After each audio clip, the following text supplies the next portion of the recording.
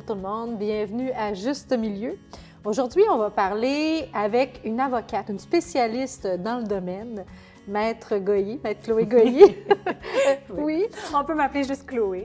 Maître Goyer, là, c'est vraiment pour le tribunal. OK, parfait. Donc, merci beaucoup d'avoir accepté de parler avec nous, démystifier tout ça, parce que c'est un peu, c'est complexe quand même. Hein? Mm-hmm. Fait que, qu'est-ce qui se passe? Qu'est-ce qui arrive si justement on en arrive sur le milieu du travail? Il y a une belle politique, mais un employé porte plainte. Qu'est-ce qui arrive? En fait, moi, comme avocate en droit du travail, là, ce que je fais, c'est que j'accompagne les employeurs dans toute leur relation avec les employés, que ce soit la mise en place d'une politique ou effectivement, bon, quand il y a une plainte qui devient, qui malheureusement, malgré la politique en place de l'employeur, malgré peut-être des rencontres qui ont déjà eu lieu, se rend au dépôt d'une plainte à la CNESST. Donc, c'est un peu le processus là, qu'on va démystifier ensemble. Là. Vous allez voir, c'est très simple. Il y a différentes étapes. Donc, le premier, arrive une plainte déposée à la CNESST. Donc, la CNESST, ce qu'elle va faire, elle va d'abord valider la recevabilité de la plainte. Donc, est-ce que, premièrement, ça a été déposé par un salarié? Donc, seulement les salariés sont protégés par la loi sur les normes du travail. Ensuite, est-ce que la dernière manifestation d'harcèlement alléguée a eu lieu il y a moins de 2 ans? Ou est-ce que l'employé est syndiqué? Parce qu'un employé qui serait régi par une convention collective devrait procéder par voie de grief et non devant la CNESST pour ce type de plainte-là. Donc, c'est l'étape de recevabilité qui va être évaluée par la CNESST. La CNESST va ensuite communiquer avec le salarié, voir si la plainte elle est recevable, elle va suivre son cours, ou pourrait dire non, votre plainte n'est pas recevable. Si c'est ce cas-là, le salarié pourra demander la révision de cette décision-là de la CNESST et si la CNESST maintient sa décision que la plainte n'est pas recevable, l'employé peut tout de même poursuivre sa plainte. Par contre, il ne sera pas représenté par un avocat de la CNESST une fois devant le tribunal administratif du travail. OK. Donc ça, c'est la première étape. D'accord. Oui. Ensuite, l'étape suivante, il va y avoir une médiation qui va être offerte aux parties, donc tant à l'employeur, aux mises en cause, parce que le mise en cause, c'est la personne qui fait l'objet des allégations d'harcèlement psychologique, donc le présumé harceleur, et à la personne là, plaignante, donc le salarié plaignant. La médiation, c'est un service gratuit qui est offert par la CNESST. C'est vraiment sur une base volontaire.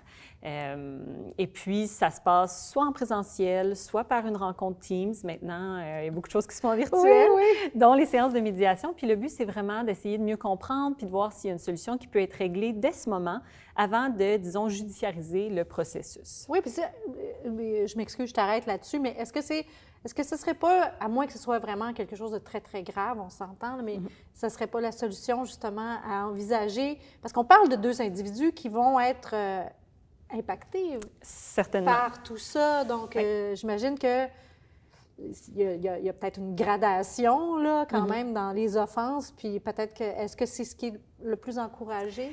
C'est toujours encouragé, je pense, d'évaluer si une médiation est pertinente parce que, à part des avocats, je connais personne qui aime aller devant le tribunal. Donc, déjà là, il y a beaucoup de gens qui préfèrent régler hors cours leur dossier.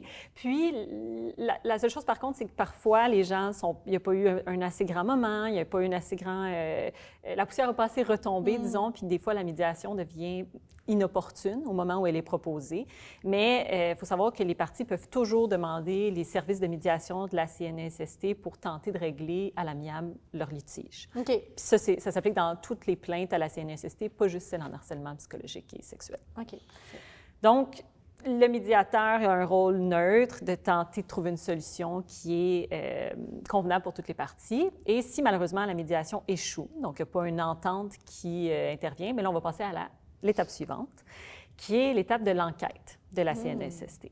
Donc, la CNESST a un rôle d'enquête où elle a certains pouvoirs, donc un inspecteur enquêteur de la CNESST qui peut contacter d'autres employés de l'employeur, contacter l'employeur, obtenir leur version des faits pour voir est-ce que la plainte a un certain fondement. Est-ce que c'est réellement du harcèlement psychologique? Est-ce qu'on parle plutôt de droit de gérance? Est-ce qu'on parle plutôt de conflit en milieu de travail? Donc, ce n'est pas tous les faits ou toutes les impressions qui sont du harcèlement psychologique. Donc, il y a ce travail d'enquête-là qui peut durer quelques jours à quelques semaines, dépendamment du nombre de personnes impliquées et de l'ampleur. Et si, par la suite, bon, la plainte, elle est maintenue, bien, on pourrait se rendre éventuellement devant le tribunal administratif du travail qui a compétence là, pour trancher des plaintes déposées là, en harcèlement psychologique et sexuel. Mais, OK. Si jamais, parce que je pense à différents lieux de travail, si jamais la plainte, c'est une plainte qui est formulée, des fois, il y en a qui ont des clients, mettons, ou qui font affaire avec des gens externes à leur organisation, que cette plainte-là survient de la part d'un employé face à un client. Je ne sais pas si tu me suis. Oui, effectivement, parce que l'employeur a la responsabilité d'assurer un milieu de travail qui est exempt d'harcèlement psychologique ou sexuel et de prendre les mesures pour le prévenir et le régler. Donc, même si les faits qui peuvent mener à du harcèlement psychologique viennent d'un tiers à l'entreprise, que ce soit un client, un partenaire d'affaires, un fournisseur, l'employeur a quand même la responsabilité d'assurer dans son milieu de travail qu'il n'y ait pas d'harcèlement psychologique. Donc, c'est lui qui se trouve être poursuivi par son employé? Oui, c'est lui qui est en défense. C'est l'employeur qui est en défense parce que l'employeur va devoir démontrer qu'il a pris les moyens pour prévenir le harcèlement et qu'il a pris les moyens pour le régler aussi. OK. Donc, finalement, il y a 3 parties à l'intérieur de ça. Oui, c'est-à-dire 2 ou 3 parties. Exact. Bon, si c'est entre 2 employés puis que l'employeur est là aussi, lui aussi est impliqué d'une certaine façon. Exactement. Parce que, puis est-ce qu'il y a des exemples comme ça, là, récents dans notre... Bien, des décisions du tribunal administratif du travail, il y en a tous les jours, mais en fait, c'est qu'effectivement, le tribunal aurait le pouvoir de condamner le mis en cause, donc celui qui aurait fait du harcèlement psychologique, et également de condamner l'employeur qui n'aurait pas offert un milieu de travail exempt d'harcèlement psychologique. Donc, il peut y avoir une condamnation à 2 personnes différentes, qui peut être, par exemple, des montants, des dommages moraux ou des dommages qui vont être différents, de différents montants par rapport à ça, dépendamment du préjudice que subit le salarié qui aurait subi du harcèlement psychologique sur son milieu de travail. OK. Puis, le milieu de travail, ce n'est pas du 9 à 5, c'est aussi... On en parlait tantôt avant de commencer l'entrevue, ça peut être à l'extérieur même, parce que maintenant, on a affaire à d'autres moyens de communiquer entre nous. Exact. On se crée des petits groupes entre employés, on communique sur Facebook ou on peut se rejoindre sur Messenger et compagnie. J'imagine que ça a changé, ça a complexifié un peu. En fait, l'arrivée des nouvelles technologies a changé la relation de travail qu'il y avait il y a quelques années. On est loin là, de l'usine qui est ouverte de 7h30 à 4h30. Donc, effectivement, il y a une décision. C'est pas nouveau que si le harcèlement qui a été vécu est dans nature qui est liée au travail, que ça peut s'étendre à l'extérieur du travail. Il y a une décision qui a été rendue cet été par le tribunal administratif du travail où c'est une agression sexuelle entre une employée puis un représentant de l'employeur qui s'est passée dans un chalet au cours du week-end. Puis ça a été reconnu comme étant du harcèlement sexuel au travail, même si on n'était pas physiquement sur les lieux du travail. OK. Et à ce moment-là, l'employeur aussi a été...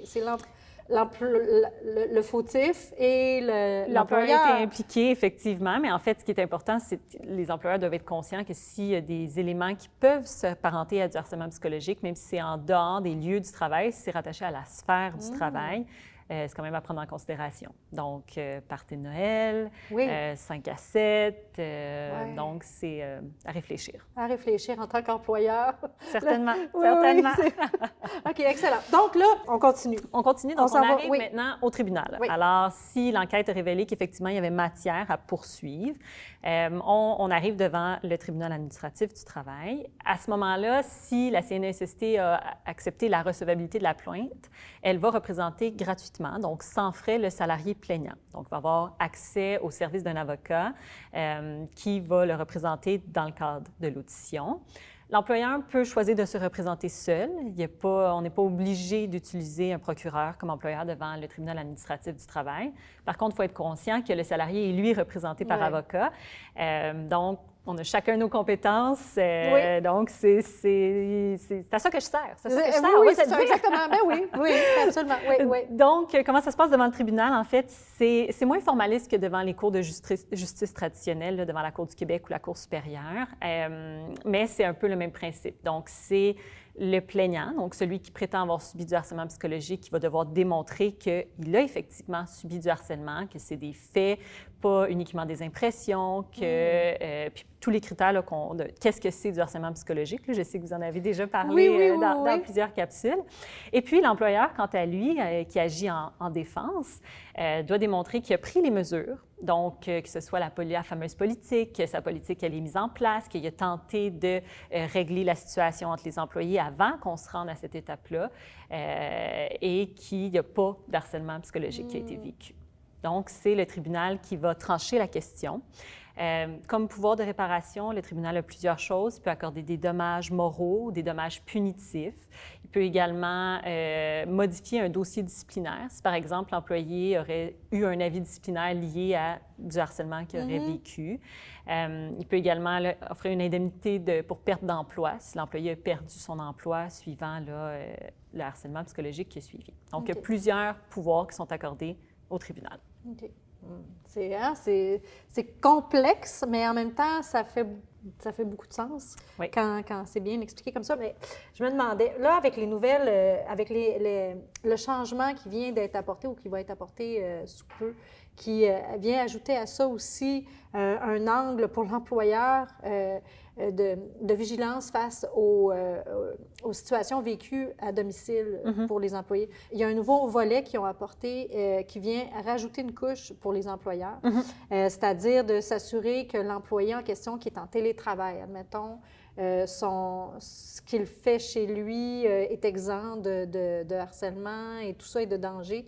Et par rapport à un conjoint violent, admettons, en tant qu'employeur, on doit également... Je trouve que c'est beaucoup pour l'employeur d'arriver à conjuguer tout ça. Là, je me fais vraiment l'avocat du diable, mais...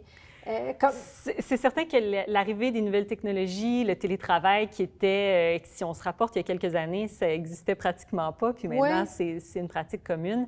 Effectivement, il y a plusieurs protections qui sont mises en place, notamment au niveau de la violence conjugale ou familiale. C'est à ça que tu fais référence. Oui, absolument. En fait, oui, mais la base d'une relation employeur-employé, l'employeur doit protéger la santé et la sécurité de ses travailleurs. Mais les travailleurs aussi ont cette responsabilité-là. Oui, OK. Donc, tu sais, quand on parle de télétravail, d'accidents de travail, de maladies professionnelles, les travailleurs aussi ont une obligation de protéger leur propre santé et sécurité, ainsi que toute personne qui a accès au lieu de travail. Donc, c'est des obligations. Je pense que c'est dans l'air du temps. La loi sur les normes du travail, comme toutes les lois du travail en général, vise vraiment à protéger les travailleurs, les salariés. Comme employeur, on a quand même des droits de gérance. Il y a des politiques qui peuvent être mises en place, il y a des pratiques qui peuvent être mises en place. C'est le genre d'accompagnement que je fais auprès d'employeurs de toute taille, de comment concilier les obligations légales qu'ils ont, la protection de leurs salariés, puis d'assurer un milieu de travail qui est sain et positif. Tout à fait, oui. Puis bon, c'est bien de le mentionner parce que en tant qu'employeur, des fois, on se sent un peu abandonné par rapport à tout ça, tout ce qu'il y a à mettre en place, tout ce qui évolue. Donc, on peut se faire accompagner justement par des experts en la matière qui sont toujours à jour dans tout ça. J'imagine qu'il faut réviser continuellement aussi. Il faut être toujours à l'affût des nouvelles règles. Oui, surtout, disons, les politiques dans le télétravail, là, je le recommande fortement. Maintenant que c'est... En 2020, quand c'était l'urgence d'agir puis que tout le monde est parti à la maison, c'est une chose. Mais là, on peut prendre un petit pas de recul puis voir quelles choses on veut mettre en place comme employeur. C'est malheureusement des choses qui sont importantes à faire, mais qui se trouvent trop souvent au bas de la pile, mais il faut prendre le temps de les faire. Tout à fait. Extrêmement pertinent. Un gros merci. Merci à vous. Goyer. Merci. Merci infiniment.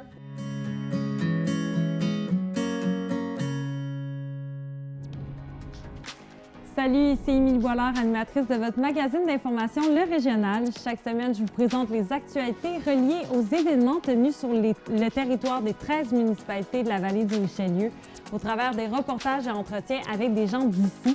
Au programme Entrevues dans tous les domaines, que ce soit social, culturel ou politique, nous sommes là pour être le reflet de votre vallée du Richelieu.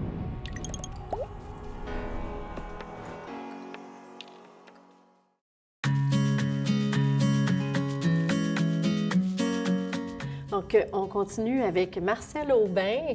Marcel Aubin de Tatum, c'est une agence créative. Oui, exactement. Oui, c'est ça. Merci, Marcel, d'avoir accepté mon invitation. Ça fait plaisir, Julie, d'être là puis d'aider les entreprises de la région à nouveau. Fait que Marcel Tatum, c'est une entreprise, dans le fond, que tu as partie il y a combien d'années? Bien, ça va faire bientôt 28 ans en janvier qui vient, donc ça va faire ouais. 28 ans qu'on existe. Wow! Et- Mais c'est ça, donc, j'allais dire, t'es un vieux de la vieille, c'est pas ça que je voulais dire, mais t'as raison. tu gères des employés depuis très longtemps, c'est surtout ça que je veux dire. Oui, je te dirais, ma première employée, écoute, elle avait 22 ans quand je l'ai engagée. Maintenant, je vois qu'elle approche de 50 ans, fait que OK. c'est ça, Ouais, effectivement. Ça. Ouais. Donc, aujourd'hui, on parle de politique sur la prévention du harcèlement psychologique et sexuel au travail, puis la gestion des plaintes également. Fait que je voulais voir avec toi, bien, vous en avez, de toute évidence, une telle politique. Où on a la politique, on n'a pas les plaintes. Et pas les plaintes, non? C'est bon de le mentionner. Mais comment vous en êtes venu à vous dire que, premièrement, ça vous prenait ça? Bon, je sais, c'est la loi, là, mais comment ça s'inscrit, toi, dans ta gestion de ton équipe? Je sais que tu es quelqu'un qui est très humain. Mais comment tu gères ça? Comment tu as apporté ça? Bien, je pense que tu touches un point. À la base, pour moi, l'humain est important. Que ce soit un client, un fournisseur, un employé, c'est important. Je traite avec des humains au quotidien. Fait que la loi nous a sensibilisés à dire, OK, il faut l'encadrer, ça, mais déjà, c'était dans notre culture d'entreprise la communication sur comment tu vas, poser les questions à la volée, mais beaucoup d'observation. Je pense que pour un entrepreneur, pour un gestionnaire, c'est pas tant ce qui est dit, mais ce qui n'est pas dit qu'il faut écouter. Et ça, c'est dans l'observation. J'ai 2 oreilles pour écouter ce qui se passe, puis j'ai 2 yeux pour regarder ce qui se passe. Être sensible à l'humeur d'une personne qui change, sa performance qui change. À un moment donné, bon, si ça dure dans le temps, bien, on peut aller voir qu'est-ce qui se passe. Et c'est une belle opportunité de découvrir, OK, il y a une difficulté avec un collègue, il y a peut-être des choses qui sont au bureau, des choses qui sont à l'externe. Ce qui est à l'externe, c'est plus difficile, plus délicat, mais à l'interne, ça me concerne. Tout à fait. Oui, puis tu dis, à l'externe, tu sais, il y a aussi tout le volet avec les clients et tout ça. Tu sais, des fois, c'est bien géré à l'interne, mais à l'externe, on n'est pas à l'abri non plus de... Tout à fait. Fait que, comment tu Je gères trouve ça? ça intéressant. J'ai eu, à un moment donné, je dirais il y a 7-8 ans, un de nos gros clients, un client important chez nous. Puis notre collègue s'occupait de ce client-là. Une année, elle est rentrée dans mon bureau en pleurant. Oh mon Dieu! Elle n'en pouvait plus. OK. Et là, pour moi, comme employeur, ça a été comme, OK, on perdra le client, mais c'est cet humain-là qui se donne corps et âme pour le client, on va la protéger. Alors, j'ai pris le téléphone, j'ai parlé au client, puis j'ai dit là, elle se donne complètement, tu le sais, elle sort des choses incroyables. J'ai besoin que tu travailles avec moi pour qu'on prenne soin d'elle.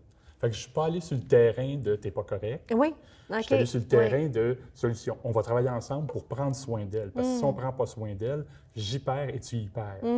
Puis ça je sais que ce client-là m'en a reparlé plus tard. Comment ça l'a sensibilisé.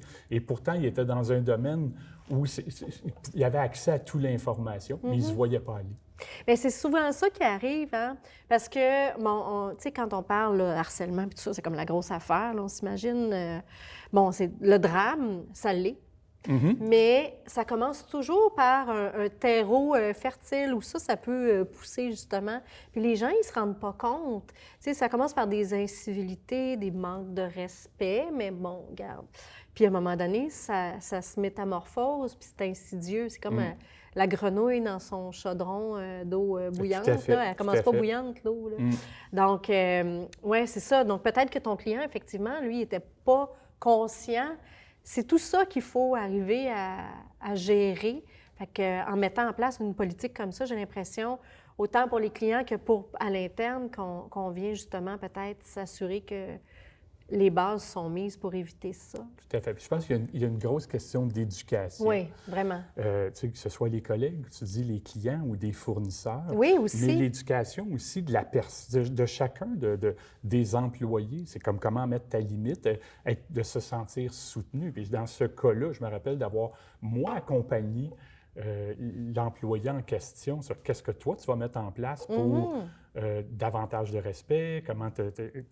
C'est quoi ta part de responsabilité? Tu laisses aller, tu laisses aller, tu laisses aller. Bien, comment on peut t'aider à mettre ton pied à terre et à t'affirmer, à dire ça, c'est la limite? Puis, je pense que de part et d'autre, l'idée, c'est pas de trouver un coupable, c'est de trouver comment on peut aider chacune des parties. Et je pense que ça, dans le cadre de la politique, je pense qu'un des rôles importants, c'est pas de dire on va judiciariser, puis avant d'en arriver là, pour moi, je pense que c'est des cas d'exception, des cas graves. Mais dans une petite organisation, c'est beaucoup plus l'éducation, l'accompagnement, déstigmatiser ça, en parler, c'est important. Oui, mais la communication. Tout à fait, ça revient toujours à la base communication, oui, c'est ça. Effectivement. Tout à fait. Parce que dans le fond, dans ce que tu disais tantôt, puis je trouvais ça vraiment intéressant puis pertinent, accompagner, de ne pas stigmatiser. C'est vrai que des fois, on vit une situation comme ça, admettons, où il y a du harcèlement. Puis là, je ne parle pas d'harcèlement sexuel nécessairement, mais il y a toutes sortes de formes d'harcèlement. Puis, bien, avant aussi d'avoir fait le tour de la question, parce qu'il faut quand même que tu t'assures que c'est bel et bien le cas. Tout à fait. Il ne faut pas que tu stigmatises tant la victime que celui ou celle qui est jugé comme étant le ou la harceleuse.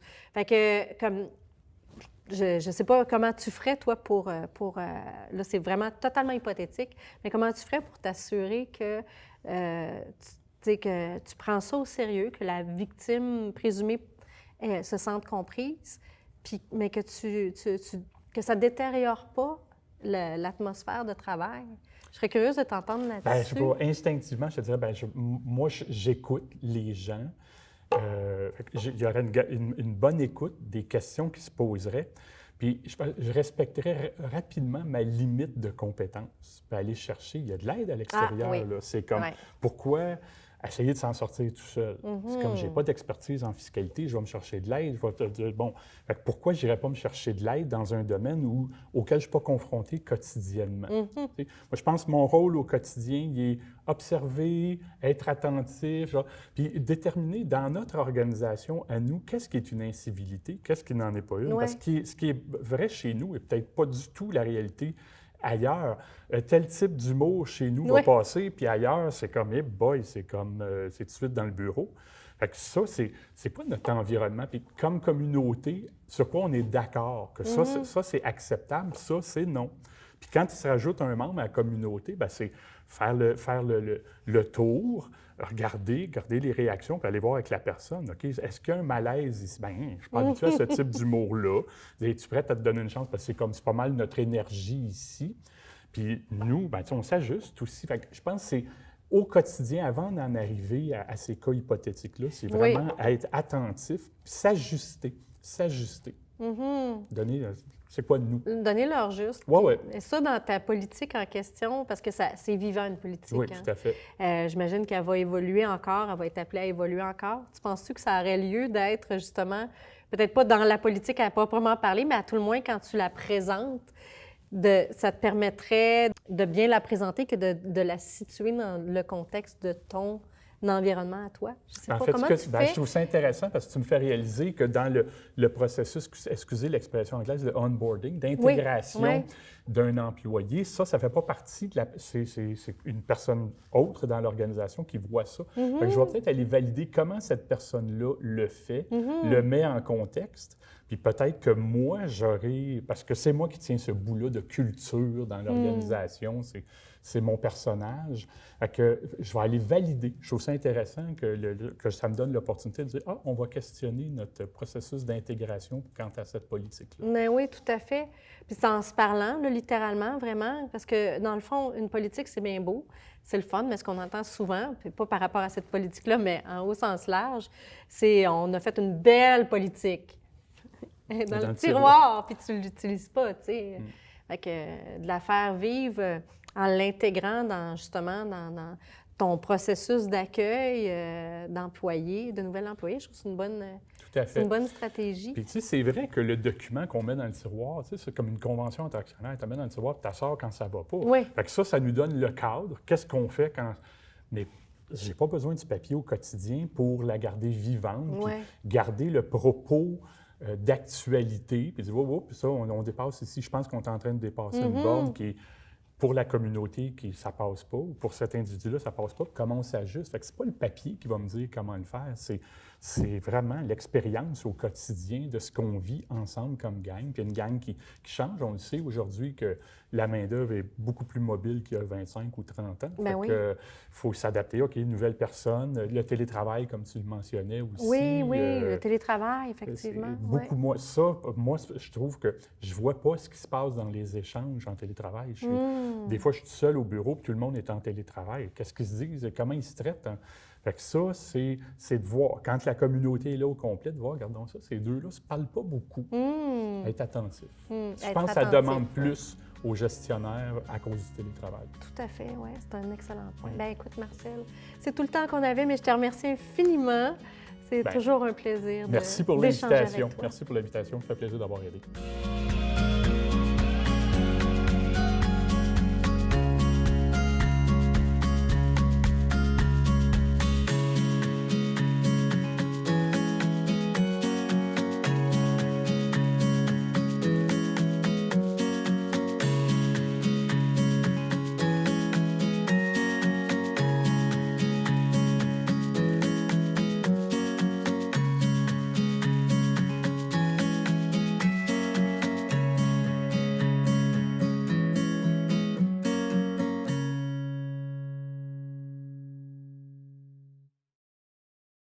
Bonjour, mon nom est Billy Robinson et je vous invite à mon émission Parole d'auteur, une émission où l'on reçoit des auteurs et des autrices de la Montérégie, mais aussi d'un peu partout au Québec. Durant cette émission, nous parlons de leurs œuvres, mais aussi du processus d'écriture et bien sûr des influences qui les ont marquées au courant de leur vie. Je vous attends sur les ondes de TVR9, votre télé citoyenne.